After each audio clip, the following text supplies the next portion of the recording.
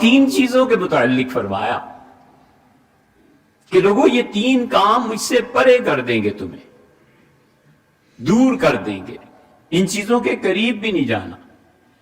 ایک تو فرمایا وَلَا تَقْرَبُوا مَالَ الْيَتِيمِ، یتیم کے مال پہ کبھی بھی ہاتھ نہ ڈالنا۔ ایک جگہ فرمایا کہ یتیم کے مال کی طرف دیکھنا بھی نہیں، مراد اس کی یہ ہے۔ ایک جگہ فرمایا کہ تم کیا سمجھتے ہو تم کسی یتیم کا مال کھا لو۔ سورہ نساء میں بڑی بلیغ مثال اللہ نے دی ہے۔ اللہ نے فرمایا کہ تم کیا سمجھتے ہو تم کسی یتیم کا مال کھا لو، تم خود مر جاؤ اور تمہاری اولاد یتیم ہو جائے تو تم پسند کرو گے تو کہ تمہارا مال بھی کوئی اڑا لے اور تمہاری اولاد بیچاری سسکتی اور ترستی رہے۔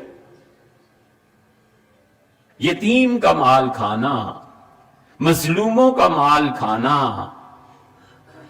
یہ سب چیزیں اللہ سے دور کرتی ہیں۔ دولت کی نامنصفانہ تقسیم جو حکومتیں کرتی ہیں، خدا انہیں قرض کی ذلت میں مبتلا کر دیتا ہے۔ سال ہا سال صدیاں گزر جاتی ہیں، ہمیشہ قرض کا کشکول اٹھا کے پھرتے نظر آئیں گے، اس لیے کہ انہوں نے اپنے معاشرے میں دولت کا منصفانہ نظام قائم کرنے کی کوشش ہی نہیں کی۔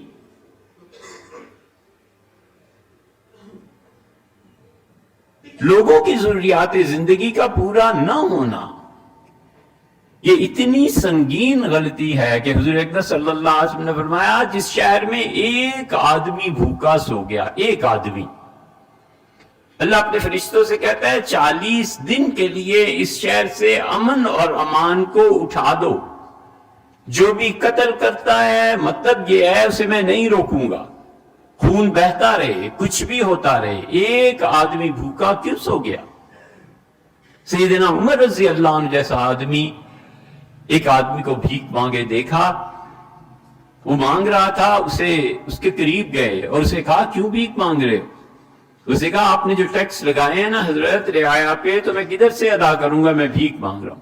سیدنا عمر رضی اللہ عنہ گھر لے گئے، کھانا کھلایا، اچھے کپڑے اور جو ضرورت کی چیزیں تھیں اونٹ دیا، اس پہ باندھ کے دی اور فرمایا اپنے نوکر اسلم کو بلایا اور کہا اسلم یہ لکھو کہ جو لوگ عمر کے اس درجے میں پہنچ جائیں گے ان سے کوئی ٹیکس وصول نہیں کیا جائے گا، ہم ان کی مدد کریں گے، ان بڈھوں کے لیے زندگی آسان بنائیں گے، کیونکہ میں نے رسول اللہ صلی اللہ علیہ وسلم سے سنا ہے، انہوں نے فرمایا تھا کہ جس شخص کی مملکت میں ایک آدمی کوئی بھیک مانگنے والا پیدا ہو گیا وہ اس وقت تک جنت میں نہیں جائے گا جب تک کہ خدا سے اپنا جھگڑا نہ چکا لے۔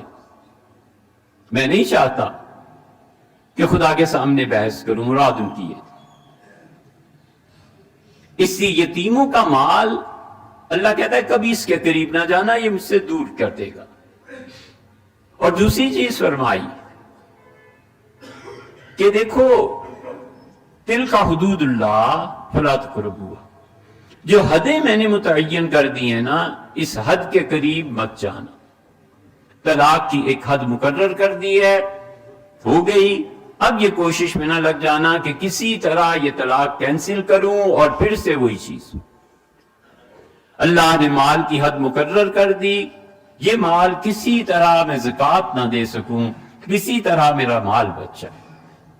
نماز اچھا پڑھ لیں گے، پھر پڑھ لیں گے، قضا پڑھ لیں گے، خدا کہتا ہے جہاں میں نے حد مقرر کر دی ہے نا اس حد کے قریب نہیں آنا۔ حضور صلی اللہ علیہ وسلم نے کیا اچھی مثال دی، آپ نے فرمایا لوگوں ہر ایک بادشاہ کی اپنی رکھ ہوا کرتی ہے۔ رکھ کا مطلب یہ ہے کہ بادشاہ کے مال کے ارد گرد جتنی زمینیں سبزہ لگا ہوتا ہے، پھول اور وغیرہ وغیرہ کیاریاں بنی ہوتی ہیں، آپ نے فرمایا کوئی آدمی اس میں جائے تو بادشاہ کے غضب کا شکار ہوتا ہے۔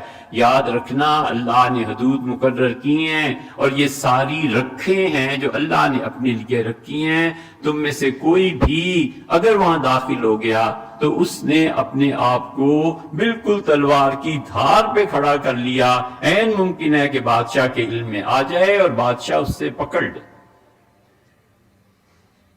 اسی اللہ نے دوسری چیز منع کر دی، اسے کہا میری حدود کے قریب مت آنا، پرے رہو، دور رہو، جو میں نے مقرر کر دیا اس کو پورا کرو۔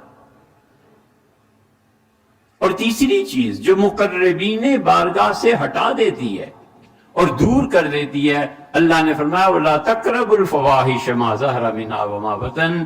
لوگوں فحاشی کے کام چاہے وہ کھلے بندوں ہوں اور چاہے تنہائی میں ہوں، دونوں میں بالکل اس کا ارتکاب نہیں کرنا، کیونکہ جو آدمی فحاشی کے کام کرے گا وہ آدمی ہمارے قرب سے محروم ہو جائے گا، دور ہو جائے گا. یاد رکھو جس شخص کی تنہائیاں پاک نہیں ہوتی نا، وہ اپنے رب کا قرب کبھی حاصل نہیں کر سکتا.